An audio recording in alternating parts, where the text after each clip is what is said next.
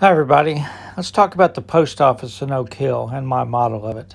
So the post office is on a railroad street, and so built I think in the 60s maybe. So this is the post office, and this is sort of like an overall view, something I took in 1987.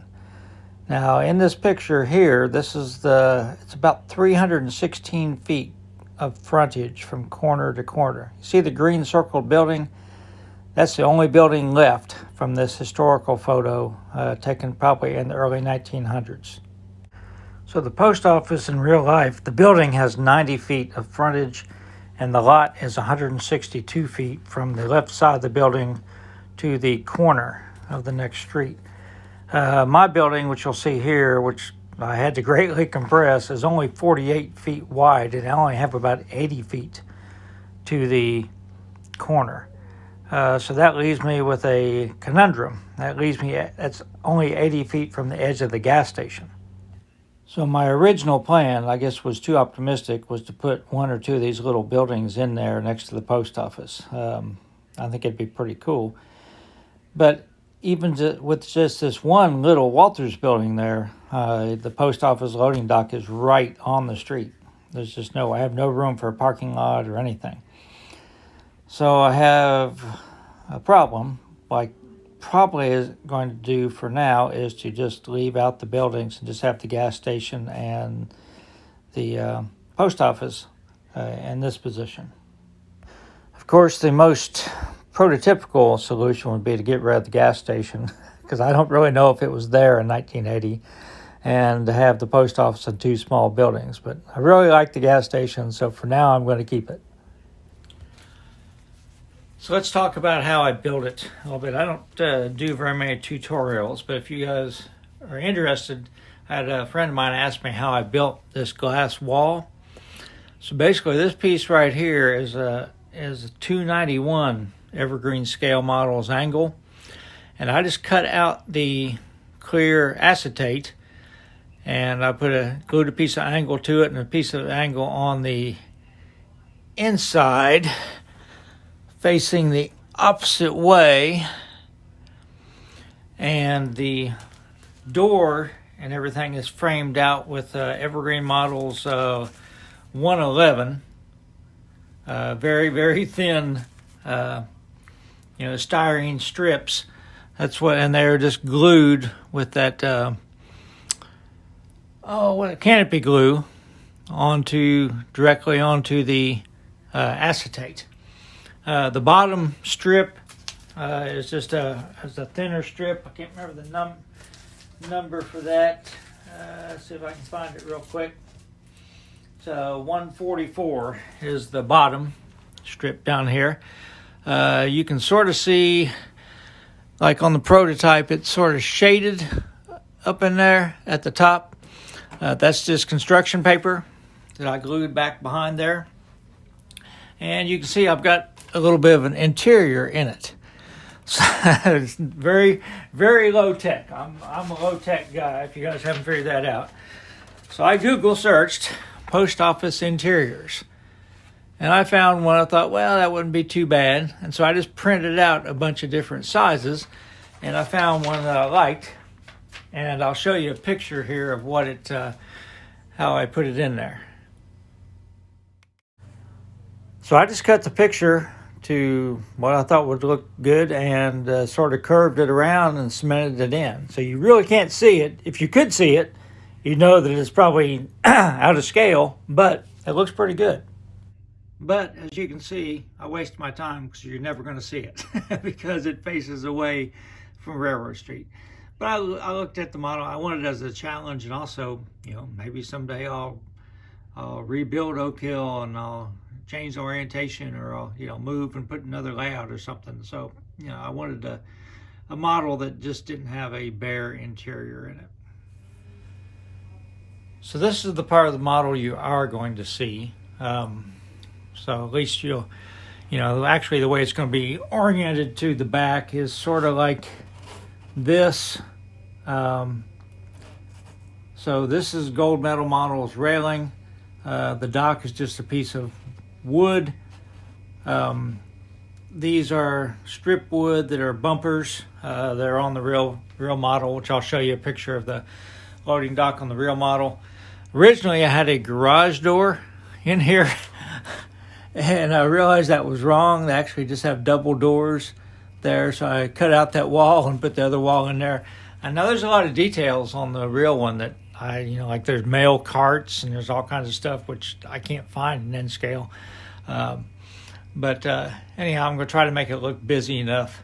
So the mail trucks would back up here to load the mail to go out.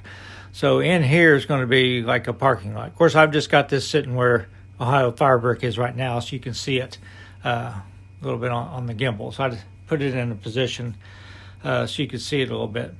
This is just a Walthers kit. Not super happy with it, but there is a rooftop air conditioner. I did the sandwich method with the brick sheet again, which you can see in the back over 040 styrene. And then, so this is just like a ridge cap around the top, which is, mine's much thicker than it is on the real model, or the real building, but I'll show you what it looks like from above and what my model looks like from above. Here's the Google Earth view, and you can see how the loading dock sticks out, sort of has that weird corner back there, which I tried to duplicate. Again, I didn't do anything to scale. I'm just trying to get the flavor of the building. So here's my model of it. My roof needs weathering desperately compared to the real one. And this is the side view of the loading dock off Google Earth Street View, the way it is today. And here's my model. Again, I need junked up a lot, but I've got the posts and the beam and the bumpers and everything in there, so I think it's fairly accurate. So this is where I'm going to put the post office. I'm going to leave out the building. So I need to build a parking area right there. So the first thing I did was I drew a line down the front of the post office there to sort of define the area. After that, I cut my entrances into the parking lot there. Now you can sort of see how I've got a little bit of curved areas drawn on there. So what I did was, I get these cutouts, just buried them. The real parking lot has some plants and stuff, shrubs. So I'll show you what that looks like right now, and then I'll talk about how I'm going to do it. So here's the corner I'm talking about with some shrubs sort of built up a little bit with a concrete edge. I never noticed that monument when I was there before. I'm going to have to find out what that monument is for. Of course, you won't be able to read it in N-scale, but at least I can put a little piece of styrene there and paint it gray and represent the monument. So I do a lot of stuff with cardboard, make mock-ups and things, and like cereal boxes are great for that because it's real thin cardboard. It's not like the corrugated cardboard, so I usually keep a couple of cereal boxes around. I take them with me on my road trips in my box to mock up stuff. So first I made a cardboard cutout, and then I transferred that to, sorry about the styrene. Now you'll probably notice that, well, I don't know if you can notice, there you go. I've got some concrete edging, which is very, very thin strip, which is going to sort of define where the plantings go. Again, my parking lot is way smaller than the real one, so I had to make this not as wide. Get this little pinto here, and it will fit there. So I have a couple parking spots right there. I'm going to put some lines in and everything, and that's how it'll look, when it's done. And then it'll just be grass in here. So that's where I'm at right now. A couple other things that I've done, that this is a layout update, is I repaired the semaphore.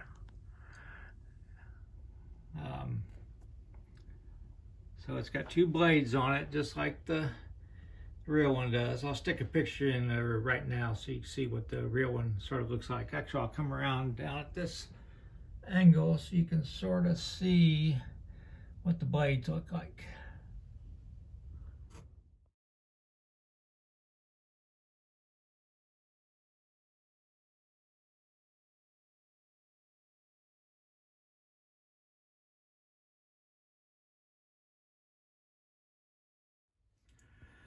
And finally, I built a couple fork trucks. Here's one of them. It's an Osborne Models kit. That is all laser cut wood, and you get two of them in a package. And I was a little leery when I first started building. How's this laser cut wood going to look like a fork truck? But it looks pretty daggone good after you paint it all up and everything, and it went together really well. It's a well thought out kit, so pretty happy with it. I've done a little bit more weathering at Cedar Heights, but that's about it. So that's where I'm at right now.